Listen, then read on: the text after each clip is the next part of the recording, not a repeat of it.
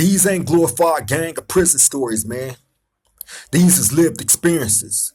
Welcome back to the Swang Glow Podcast Show. Do Rock Creep. It's an absolute pleasure to be back here at this round table amongst my round table family. Salute to all of y'all for joining me. Now, look, before I jump into this video, let me take this opportunity now. If you haven't already did it, please like, comment, share, and subscribe to the Swang Glow Podcast Show. Do Rock Creep. It won't cost you nothing. It just helps us get further into the algorithm.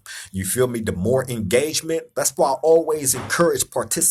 Jump in the chat, during the lives, or when we doing the premiere, or even drop a comment. I try to get to all the comments, man. All y'all comments and input matter. You feel me? So hey, don't be shy. We are all family here. But again, like, comment, share, and subscribe to the Swang Glow Podcast Show. Do Rock Creep. I would greatly appreciate it. And shout out to all the new subscribers, those of y'all that is part of the family already. Hey, man, nothing but love. Salute to all of y'all.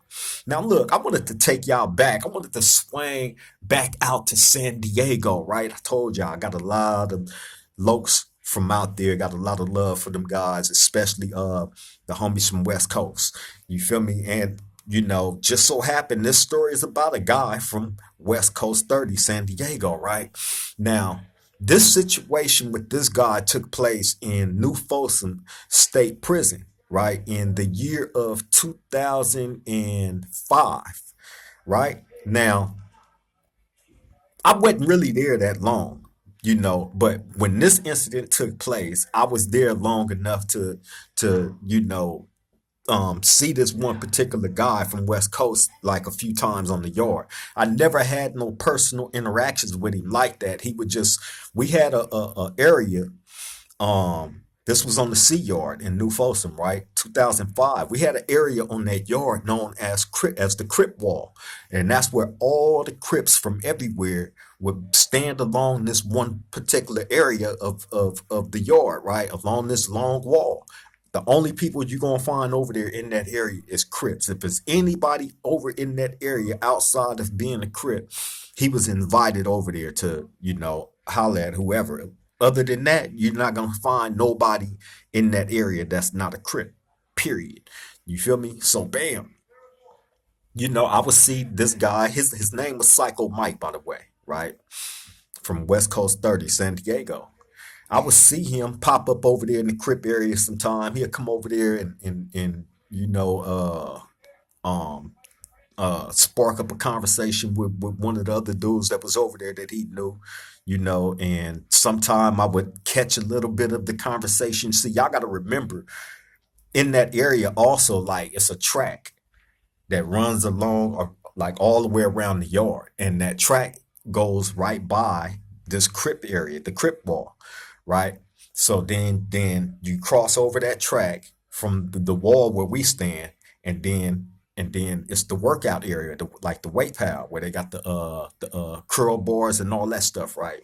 So all this is in the same area. Then you got the little picnic tables out there where we sit. You feel me? So bam, he would pop up over there and spark up a conversation, and I'd be standing right there. I'm going back and forth from standing there to working out. I go do whatever set I was doing, then I come back over here by the wall because the shade was right there. And I'll stand there, rest up a bit, then finish my workout. I was going back and forth. So he would come over there and start talking to whoever, and I'd catch some of the conversation, which would be kind of strange. Or he would come over on the weight pal. We'd be over there working out. He'd come over there and do a couple of sets and then bounce. You know what I'm saying? So, but anyway, this the year 2005, the C yard. We was on, okay, now New Folsom State Prison is a big, like the yards there is big. That's a very, very big prison, right? And the way that the yards are designed, like it's like a hill. You feel me? It's like a hill, man. And then they got two sides, right? Which they call the big side and then the small side. The small side has probably 4 buildings back there, right? The small side is like a miniature yard. You feel me? With 4 buildings back there, and then is cut off by a gate that you got to walk through. Now, I've described to y'all how New Folsom the area where I thought was the most deadliest area there on that yard, right? And that's going from the small side to the back side through that little tunnel space right there, where I looked. I mean, you got two people in the gun tower up there, right? One on this side, one on that side, right? You got them up there, of course, but still, like that's a blind spot because when you walking through there, it's like a little tunnel. You feel me? And that's where the most traffic is at. That's where like it's hundreds of dudes going back and forth, right? So you know, um, I just always found that area right there to be janky, and I ain't gonna lie, I tried to get a guy right there in that area, but I thought better of it once, like right there, like nah. But anyway, yeah, so you have the front side and the back side, right? We was on the back side, the small side, right? And I believe at this time when this incident took place, we was in six block, right? Now I was in that section with a couple of homies from San Diego, 40s and West Coast 30s, right? When this incident took place. Now, I remember this one particular morning. I can't remember, and this is where I get confused on who I was in the cell with at this time because it was so much going on. It was either the homie Fumby, Lil Rick Dog from Long Beach Insane, or Trouble Trey from Altadena Block. It was one of those two, right? But I remember this one particular morning, man. Um, they do breakfast. They feed you your breakfast in the cell on that yard at that time. So bam, I remember they do breakfast, and um, I remember like they would always have like a set time, a particular time on when after they give you your food, they'll come back and pick up the trays, right? So you had a good 10 to 15 minutes to, eat and have your tray ready to give back to them. So I remember like it taking them a long time to come get the trays, right? And then finally the homie Lil Duck from 107 Hoover, because he worked out in our building. He was a porter. So I remember he came to my cell. He was like, "Oh man," he like, "it's all bad. We finna be on lockdown for a long time." Right? So I'm like, why? Right? He like, "Man, you finna see about it on the news. Watch." I'm like, what? What happened? So then that's when he go into telling me that he heard that the dude Psycho Mike from San Diego, West Coast 30s, right, took a female correctional officer hostage in the kitchen in one block. Mind you, we in on the back side. One block was on the big side, on the big yard, right? So, and remember, this is a 180 design prison. So the kitchens is built to the buildings where we are housed at, right? Everything is built inside the building, so you don't have to walk out the building to go to the kitchen. The kitchen is built inside your building, right? So bam, he worked inside the kitchen, right? He had a job. He actually worked inside the kitchen, and the lady, the female correctional officer, who was a black lady, by the way, um, worked inside the kitchen. That's where they had her stationed at, right? I guess she had been in there for the longest. Mind you, I wasn't there that long, but I was there long enough to learn about all this and um grew a small bit of uh familiarness with the female officer that got taken hostage, right? Just from seeing her. No interactions or nothing like that. So don't get me wrong. But anyway, um, yeah, man. So I guess this one particular morning, Psycho Mike go in to work along with everybody else. It was probably a good 10 other inmates that was working in the kitchen that day. Um, along with the free staff. They always have a free staff. The free staff is the people that prepare the food and all that. They wear brown uniforms. They don't wear the green correctional officer uniforms, right?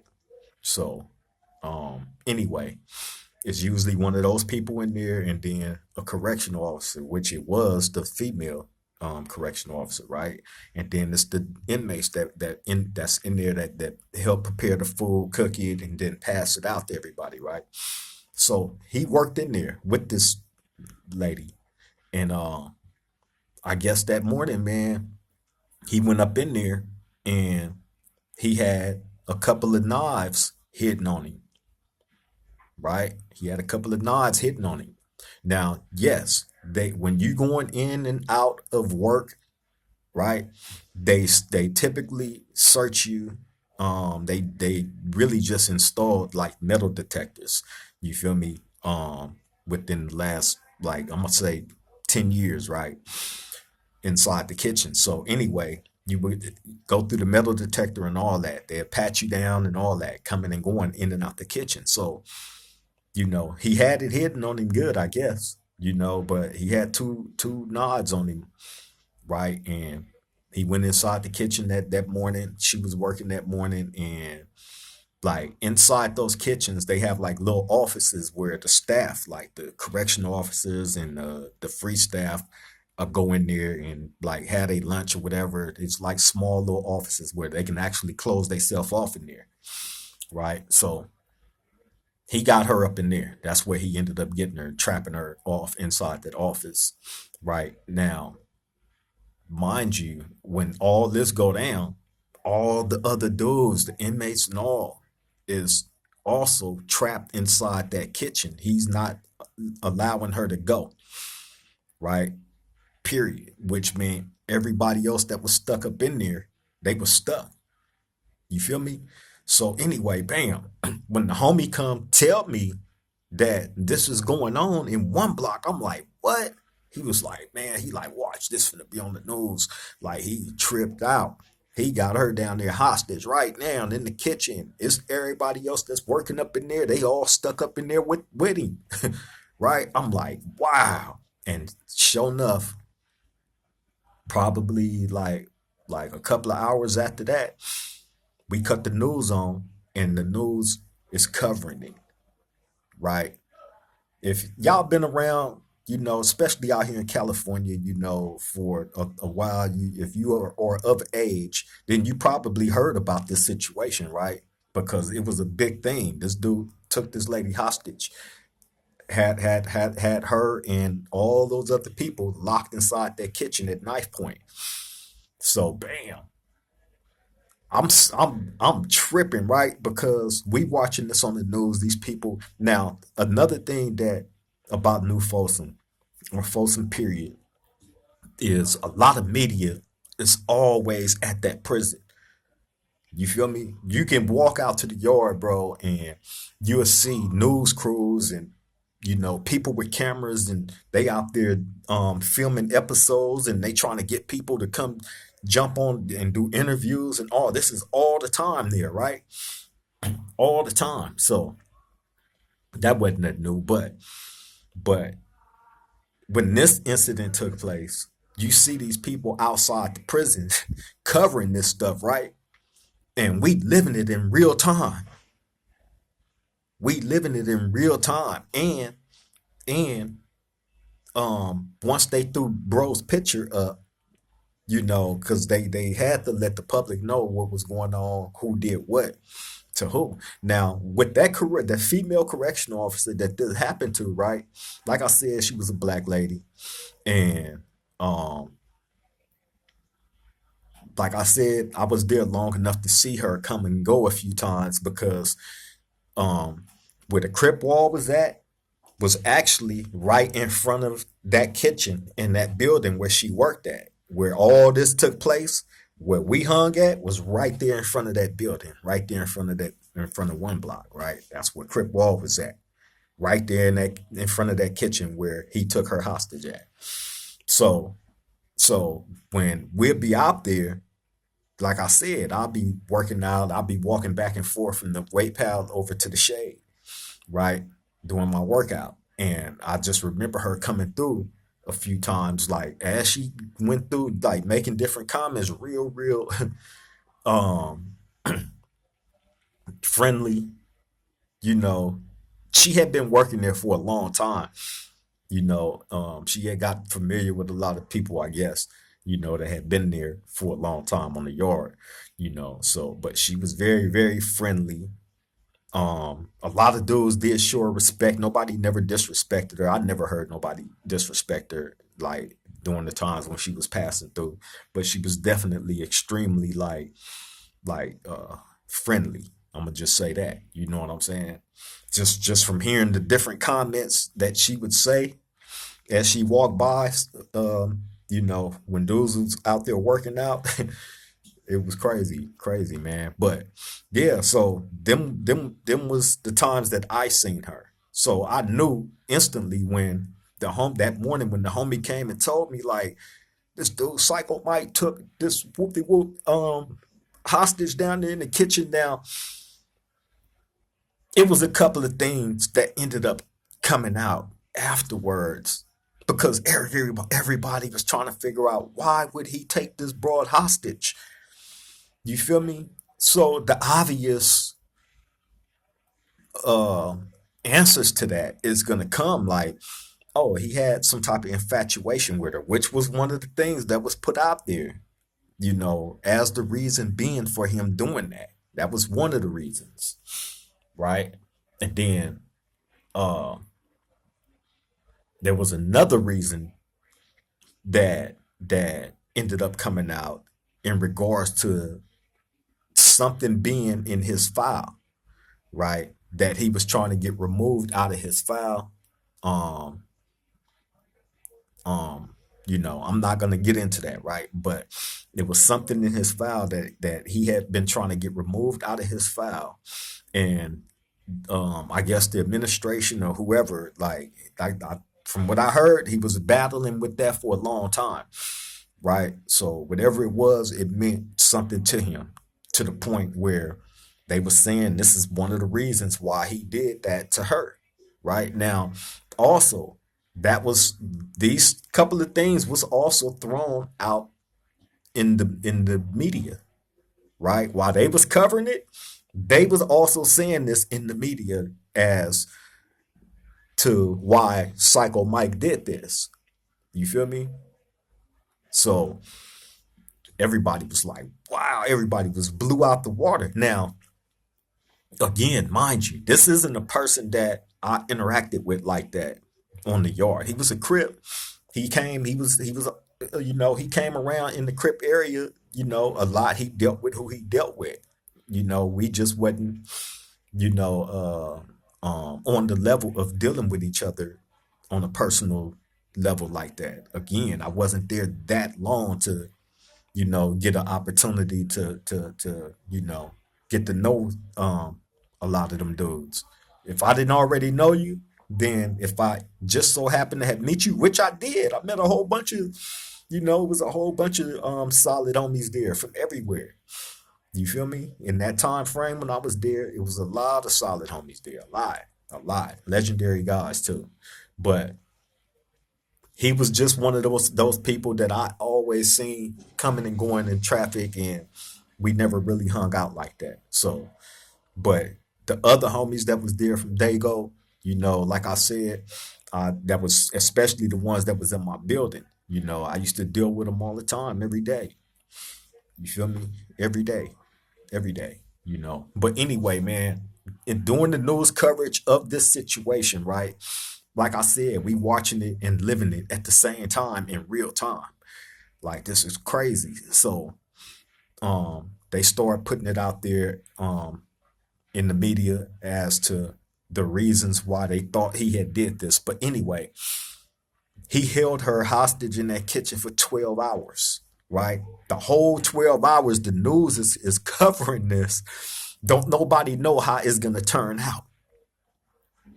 You feel me? And I just remember we definitely was on lockdown for this, right? And um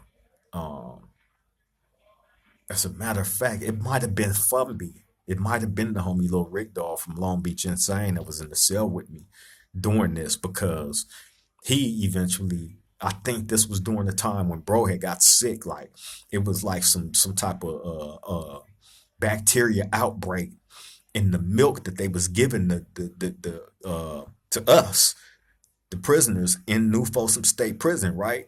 You know, they make their own milk. They got their own farm. They produce their own milk, and they got an industry where they distribute it out to all the prisons, right? So anyway, there was an outbreak in that milk. I never drunk the milk. The homie Fumby used to down the milks like it was water, right? And I remember this particular morning he drunk that shit, and you know, he had the look of death in his eyes, right? So I believe this was during that time, because during the media coverage of this dude holding this female correction officer hostage, it was also news update, you know, that they had put out there about the prison having this bacteria outbreak in the milk, and that it was uh, hundreds of inmates getting sick, being reported sick, right? All this was going on. So yeah, Funby was with me during that time. You feel me? So anyway, yeah, Psycho Mike hold the lady hostage, man, for 12 hours in that kitchen. You feel me? And then finally, after the 12 hours of negotiation, I don't know, I can't remember if they agreed to take out whatever was in his file that he was trying to get out. And the cold thing about this, right? The cold thing about it all is that guy, Psycho Mike, had a release date. He was supposed to have, at that particular time, he was supposed to have been going home in like a year and a half from that incident. But again, whatever it was, whatever the reason was, whether it was something in his file or there was just a mad obsession with this lady, because like I said, she was friendly. You know, she was friendly. She wasn't an ugly woman. So um, if you're showing friendliness like that to a dude that's incarcerated, and you're not ugly, and you know, it, hey, a man gonna respond how a man respond, right? If it's reciprocated. But other than that, like if it's not being reciprocated and you go through the lengths of doing something like this, oh yeah, that's crazy work right there. That's nasty work. Nasty work. But whatever the reason is, man, I can't tell you if it was passion or if it was him, you know, trying to actually get something removed out his file. I don't know.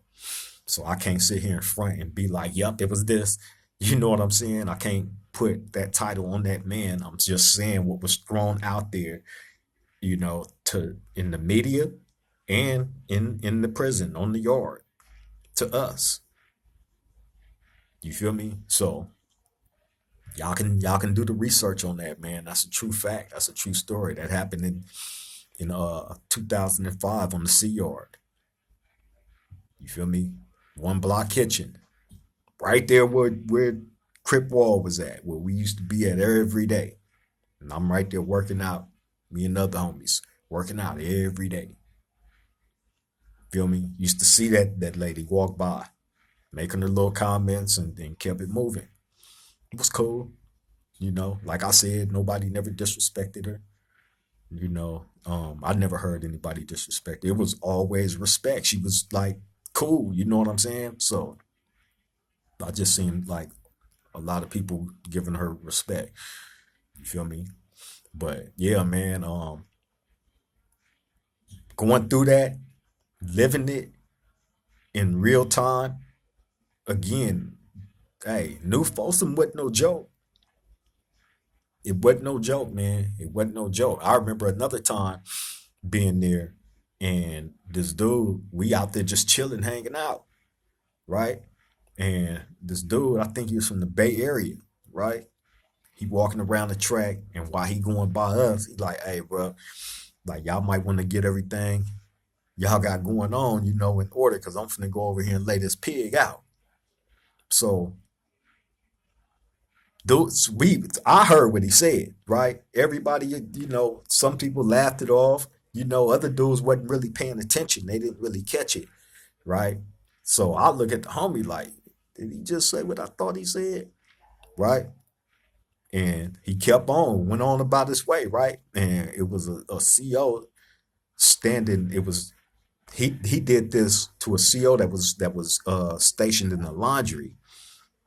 So the CO used to come out and be standing in front of the door of the laundry, right? Where dudes would try to go get laundry and exchange, try to get new stuff, right? But the CO standing right out there in front of the door, man. This dude walked right over there and handed the CO something while he looked down. And as soon as he looked back up, that fool pulled that knife out and stabbed the CO right in his eye. Right? Excuse me. Stabbed the CO right in his eye and left the knife in his eye. The CO screamed like I don't know what, right? They tore him up for that, though. You feel me? So it was stuff like that going on. You feel me? Like, prison life, period, bro, is crazy because a day can be normal.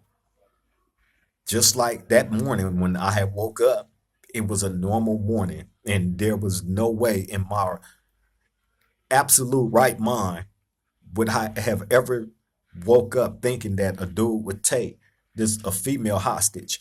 You feel me?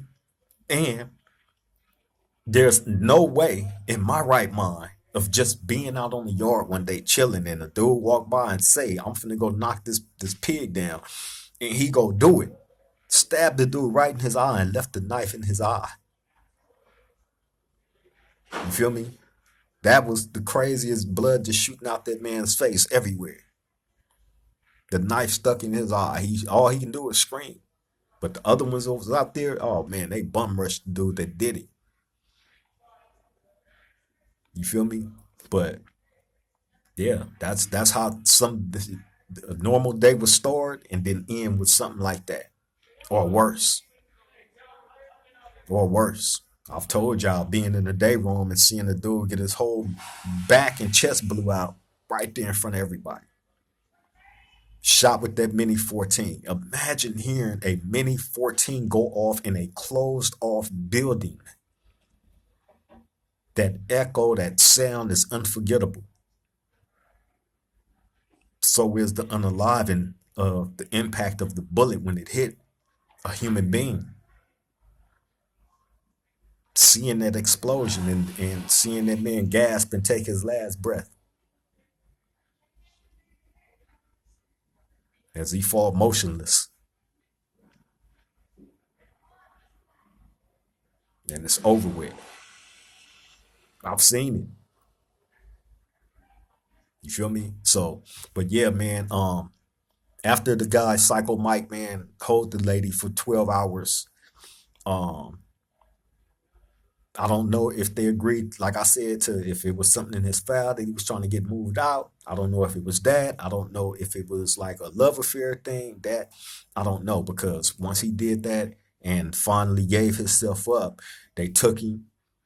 You feel me? And sent him to what usually they would do is they not even finna keep you in that prison. You do something like that, or you unalive somebody. It can be an inmate or a CO. It don't matter.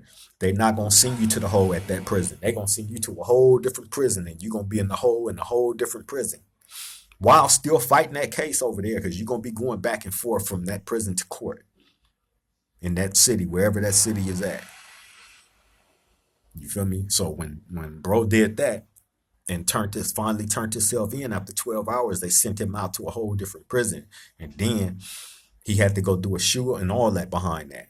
You feel me? So he got extended time added on to release date that he had a year and a half left. You feel me? You got some people hey man, I'm telling you, man. Me? Oh, what? Never. Never. Ain't no way. Mm-mm.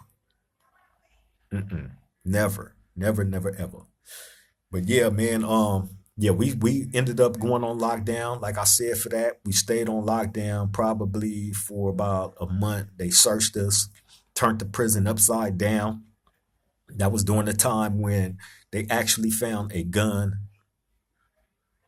in somebody's cell, right? They found a gun, and it was a CRIP cell that they found it in. I'm not gonna say if you was in New Folsom during this time, y'all know this is all facts. They also found like pounds of weed of marijuana in dude's cell, pounds. You feel me? Yeah, it. Hey, New Folsom was wild then. This was the Sea Yard, man. You feel me? But yeah, they turned the prison upside down, man. Found all that stuff. Uh, like I said, we was on lockdown for about a month, and then finally we came off and resumed program.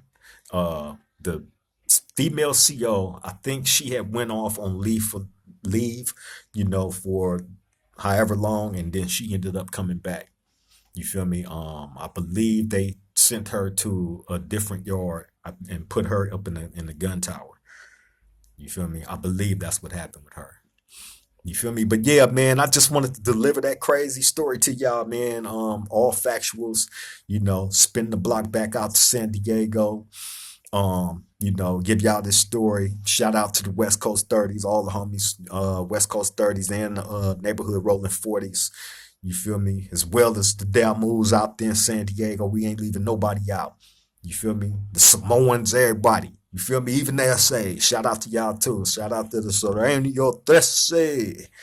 You feel me? The day goes. But yeah, I'm finna get up out of here, man. I appreciate you all for showing up yet again, to the round table, man. I didn't mean to take up too much of y'all time, but I definitely have to give y'all these stories, as I remember them to be, all factuals. You feel me? But yeah, I appreciate y'all time, man. Thank you all for showing up yet again. Y'all take care, stay safe, stay vigilant. Let the people that's in your life know that you love and appreciate them while you can. Don't wait until tomorrow. Do it today, because tomorrow ain't promised to none of us.